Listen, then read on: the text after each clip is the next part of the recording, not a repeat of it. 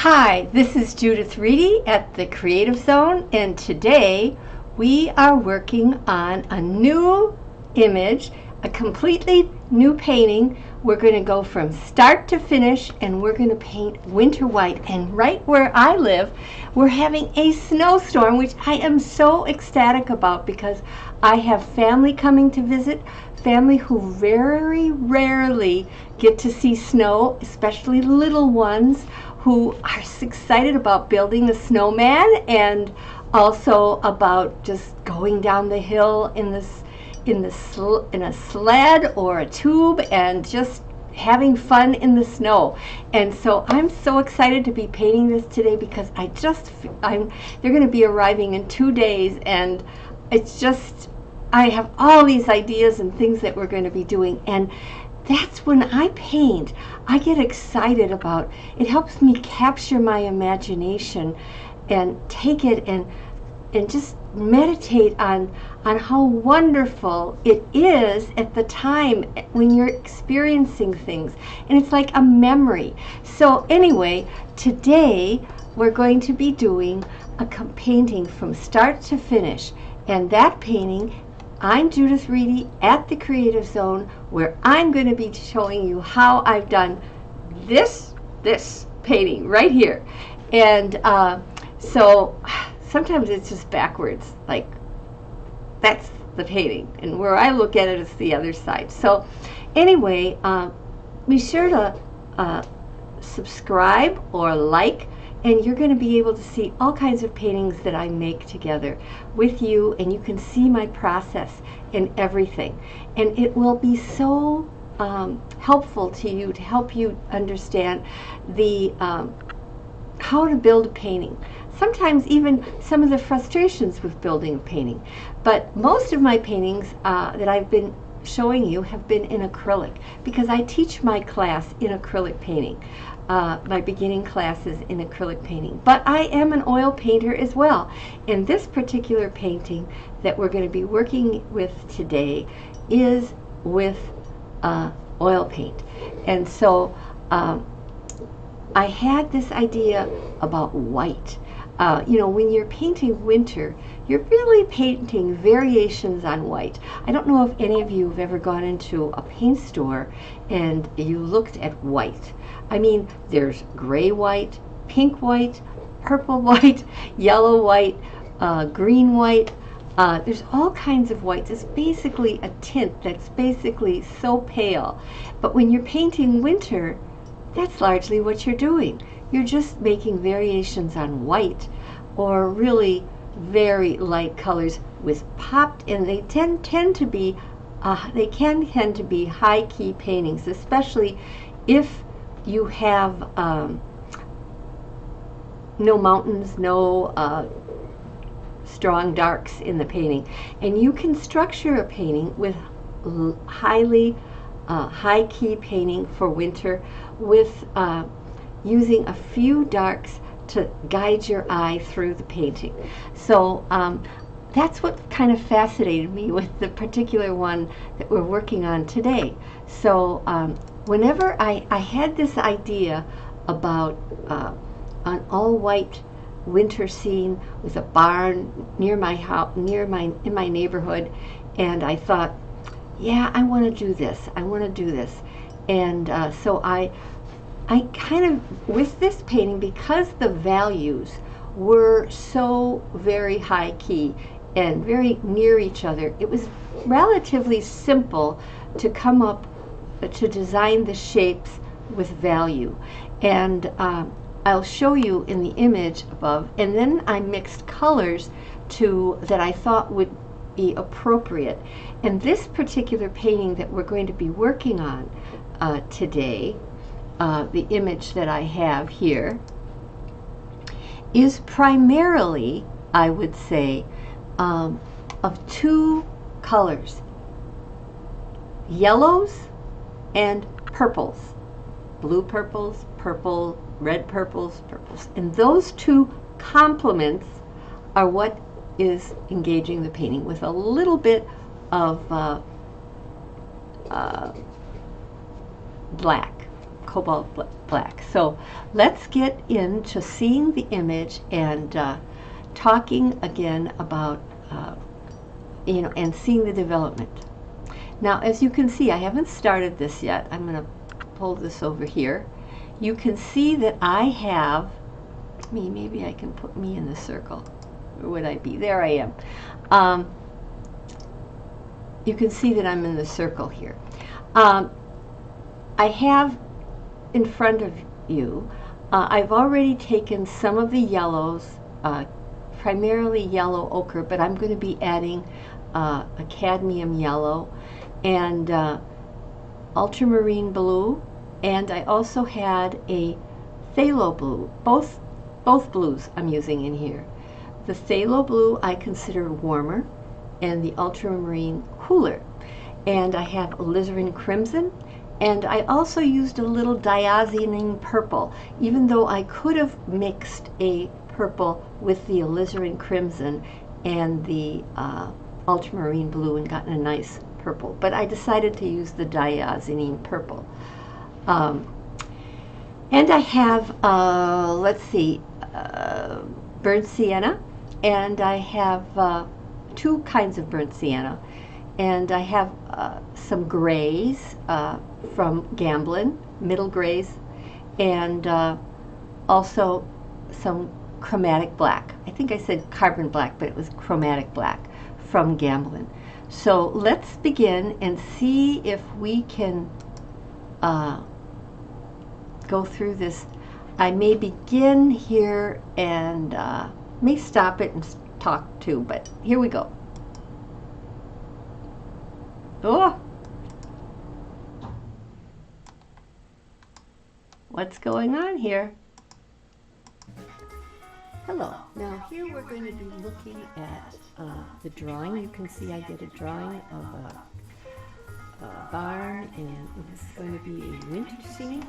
I have pre-mixed some sky colors with blue. I have ultramarine blue and alizarin, ultramarine burnt sienna, black.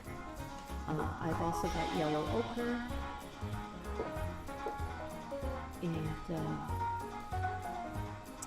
so when we begin this, I had mixed the sky colors in some of the large areas, but we will be, the primary colors in here are going to be yellow ochre in variations with maybe a little burnt sienna, a little, and then also a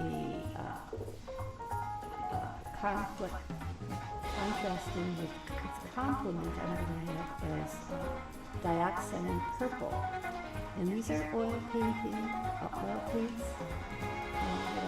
out here. But the primary two colors are going to be with yellow ochre and dioxide purple. And so that's where we're going to begin with this. You know, one of the things that really inspired me is the winter painting is some of the painters that paint, it's just variations on white. And I'm really fascinated with that. And we've got, as you can see, I'll be using those colors to mix various.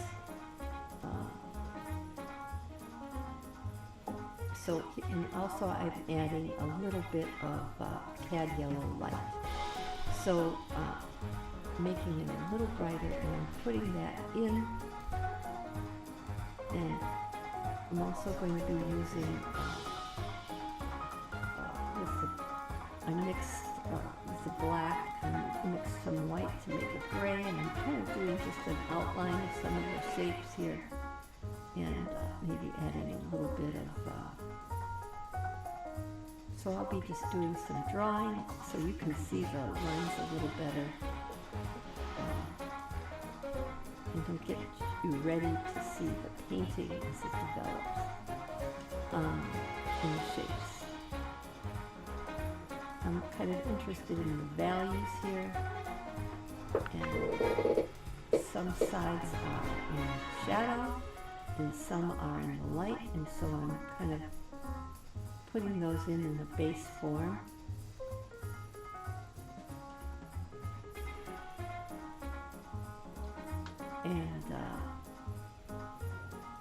And here I have a mixture of yellow ochre and yellow. And I'm just putting in the basic shapes. I want you to be able to see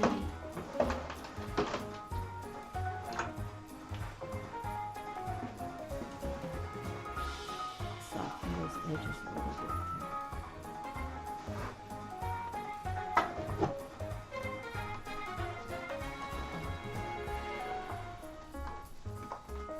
Now I'm putting in like a white, but this is only so that when I mix the colors in, you will be able to see. Now there I took some of the,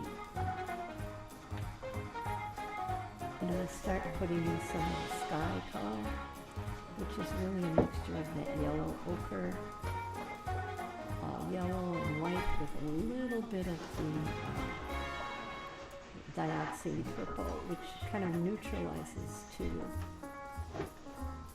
And then of course I've got a little bit of this blue in there, tiny bit, hardly anything. But mostly it's that yellow and white that I'm using. And I'm just starting with laying a base in here. And I'm going to be then blending. So here I've got some of the dioxide purple and the blue, and I'm neutralizing a little. I don't want it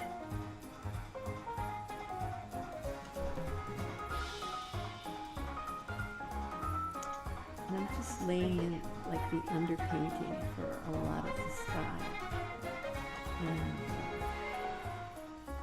blending it into the yellow that I had, yellow ochre that I had. And I'm kind of graying it down.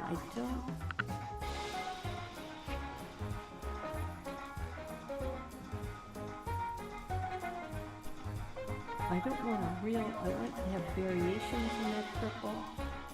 And as you can see, it's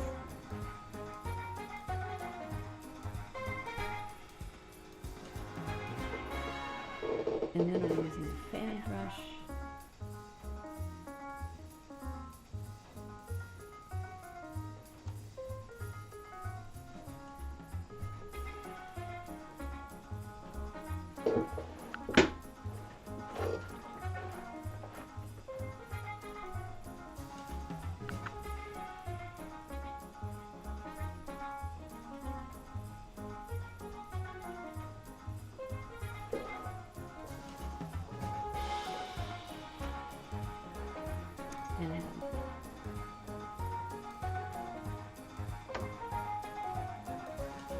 And now we have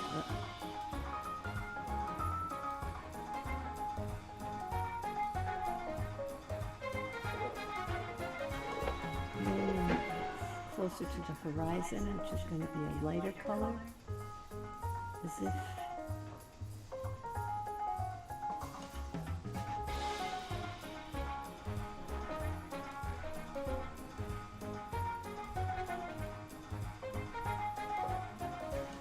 now I want blue in there, but I don't want it real blue. I want it to have a little bit more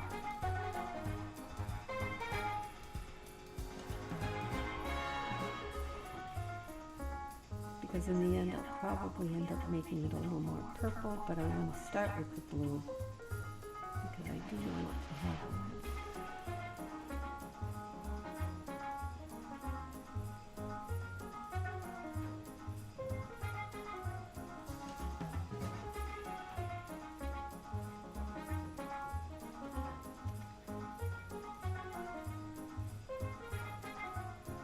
and this is a little, here I'm using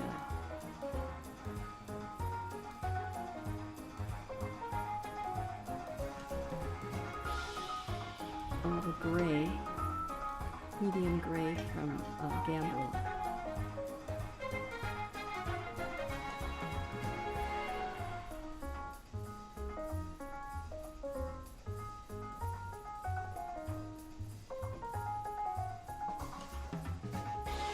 Putting in a little bit more.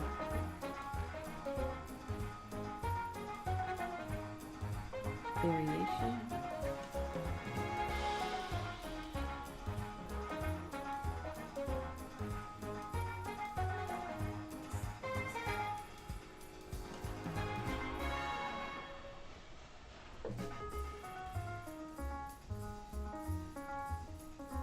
Now I'm taking and mixing yellow ochre with black, and I get kind of a very earthy kind of green. If I mix it with the blue, it would be just, to me, well, first of all, because it's with the black and the yellow ochre, it really goes with all the yellow, and I'm not introducing, it just seems to blend with the others, and yet it comes forward, it's deep enough, it comes forward. You can see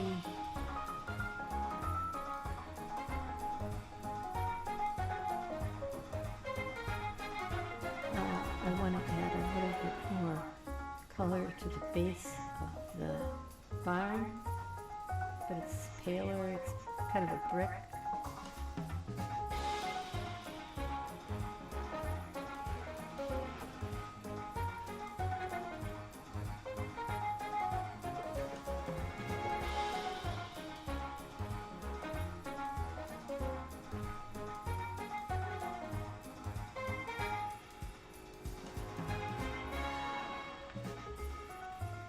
Base of the tree.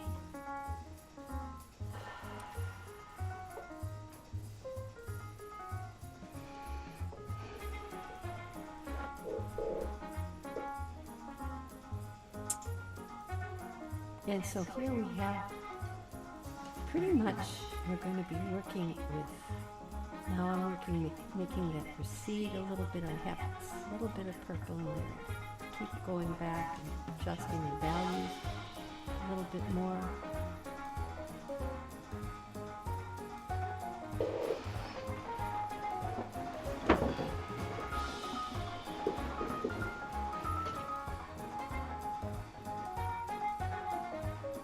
Now we're going to be working a little bit with, sometimes I like to work sideways, especially when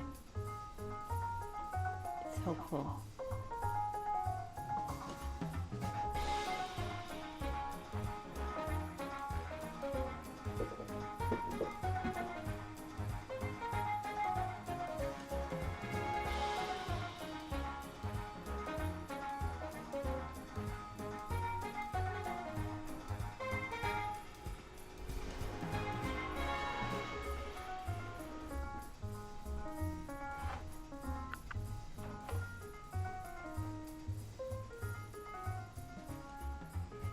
We're doing a little bit more of it.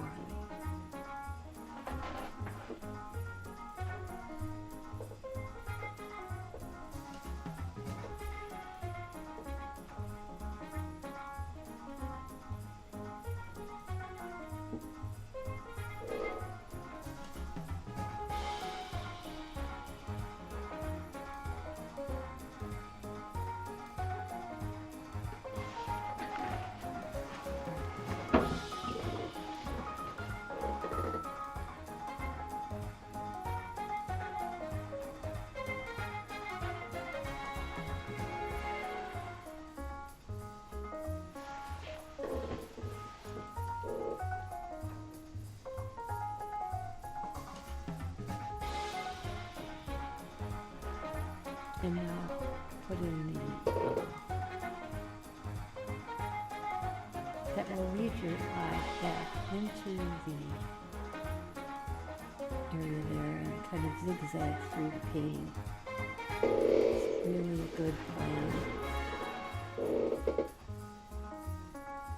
I think you, well, and it's, even though there's blue, it seems like it's purple as well.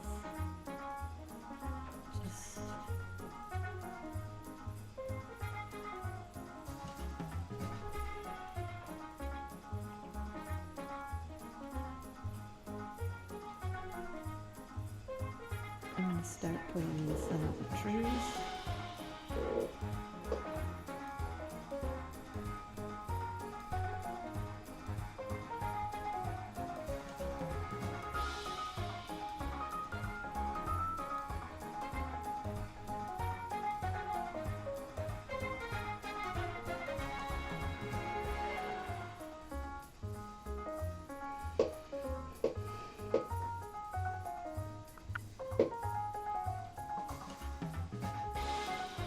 And this is going to also, is one of the issues that happen with winter paintings that work great, because they're generally, they can be high key paintings, like this tends to be a little higher key, is you have selected darks, so a lot of the painting just ends up being on one end of, on the high key end, and then you have a few select darks that carry your eye through the painting, which is what we're doing here, and starting to formulate. And this will help give a sense of completion to the whole painting. As we go ahead and make these trees, bare trees, winter trees, and we want to keep the edges soft. We may end up turning it upside down because it's much easier to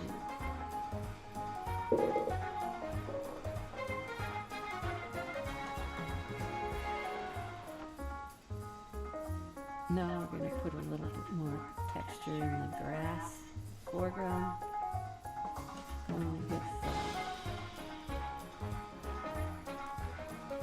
darker value of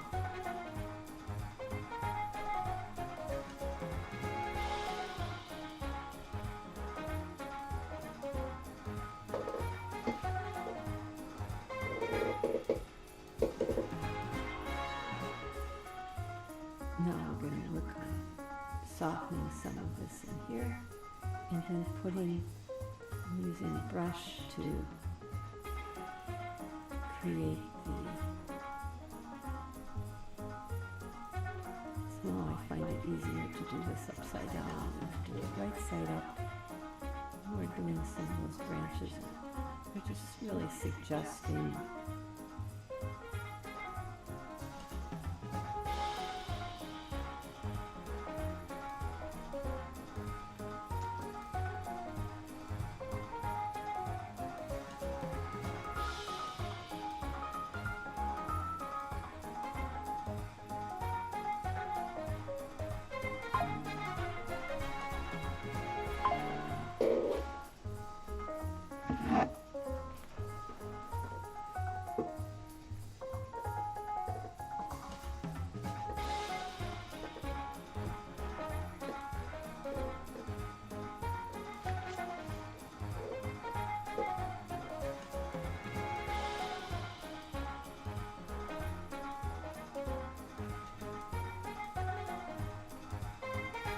that way we can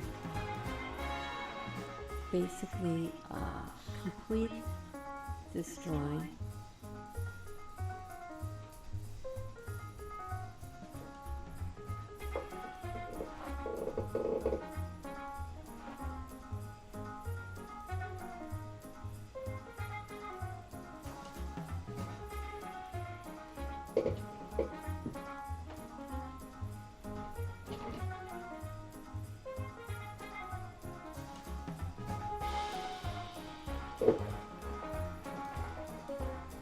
Now you can see that I'm working on finishing those trees and just getting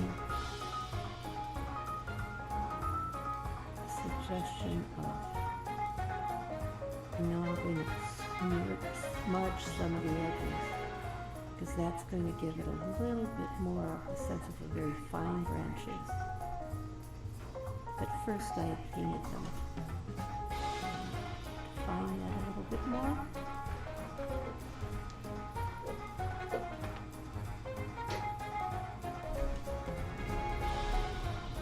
And it looks pretty good. Looks like we pretty much got it ready.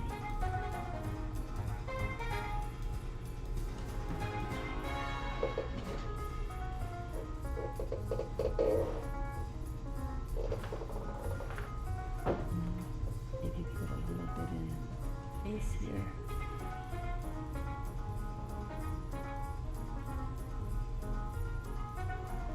And a few finished touches.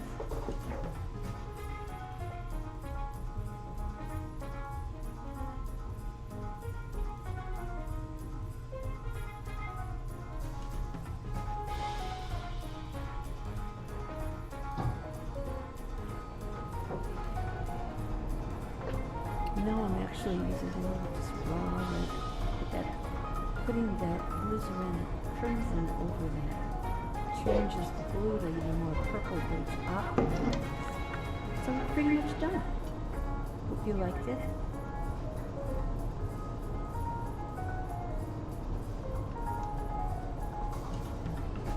I hope you like this. I really like the way it turned out. Yep, I do.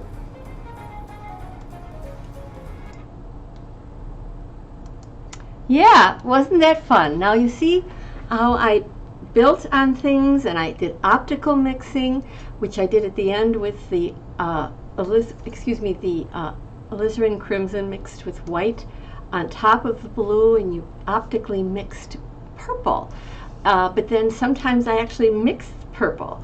So, but I still gave a uniformity to the whole painting, and because if what's in the sky is generally reflected on the in the snow, so into the snow. So I had to make it a little more purple, but not necessarily the same. So I hope you enjoyed that. If you want to learn more about landscape painting, I have a terrific course that I think you will really, really benefit from. It's called,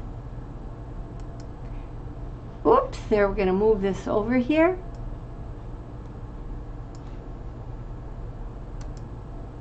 It's called Intermediate Color Principles, and I think that you will find this class really helps you to work on landscape painting, and also in creating depth, and how to make color, how you actually apply color vibration, and use values and shapes. And then that's for landscape painting, but then also we have a section on creating form, using value and color and shape. And so I think you'll really find this to be very helpful, and I think you should take a look at it in the link below. But for just a little information for those of you who are in my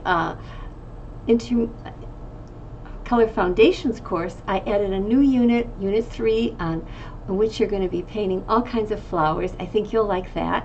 And for those of you who basically think, I have never really mixed colors and I have a problem mixing colors, well, I think this course, 7 Essential Simple Tricks to Mix Color, will be right for you.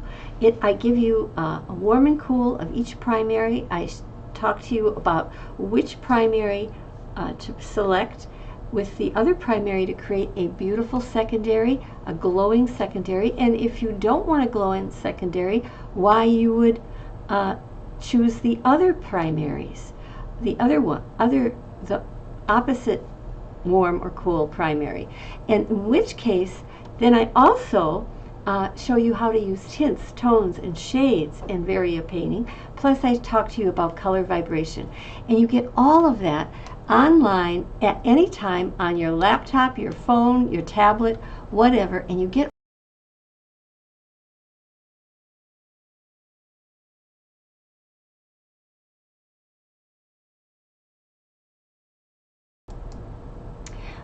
for those of you who are interested in learning more about landscape painting and more about form in detail, I think Intermediate Color Principles would be great for you, and